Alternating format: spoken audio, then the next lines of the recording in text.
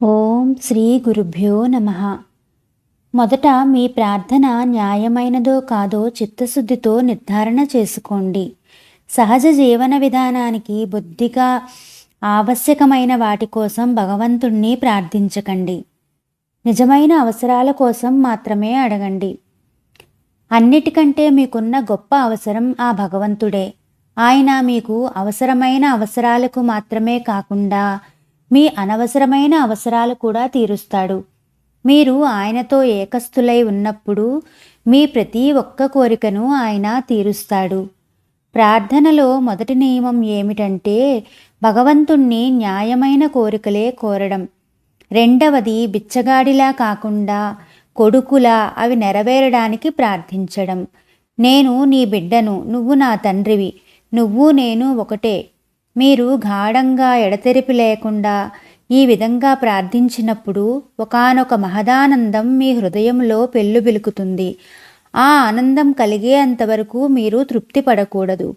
ఎందుకంటే అన్నింటినీ నెరవేర్చే ఆ ఆనందం మీ హృదయంలో కలిగినప్పుడు మీరు ప్రసారం చేస్తున్న ప్రార్థనను వినడానికి ఆయన పూనుకొన్నాడని మీకు తెలుస్తుంది. అప్పుడు ఆ జగత్పితను ఇలా ప్రార్థించండి. తండ్రి, ఇది నా అవసరం. దీనికోసం ప్రయత్నించడానికి నేను సంకల్పిస్తున్నాను. దయ ఉంచి నాకు దారి చూపించు.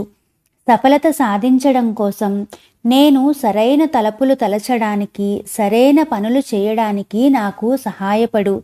నేను నా వివేకాన్ని ఉపయోగిస్తాను, మనోనిశ్చయంతో పనిచేస్తాను. కానీ నా వివేకాన్ని, సంకల్పాన్ని, పనిని నేను చెయ్యవలసిన సరైన దారి దగ్గరికి నన్ను నడిపించు అని. ప్రార్థన విషయంలో వ్యవహారోచితంగానూ చిత్తశుద్ధితోనూ ఉండండి. మీరు ప్రార్థించే దాని మీద గాఢంగా ఏకాగ్ర చిత్తులు కండి.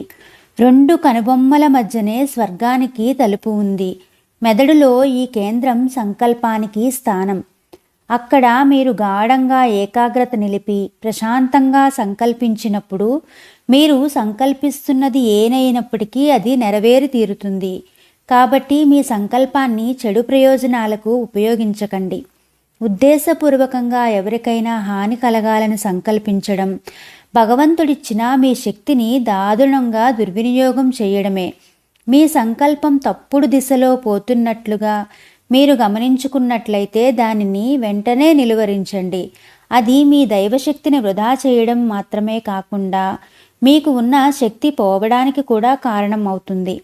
మంచి ప్రయోజనాలకు కూడా మీరు అప్పుడు దానిని ఉపయోగించలేకపోతున్నారు. కాబట్టి సరైన ప్రార్థనా నియమాలను పాటించండి.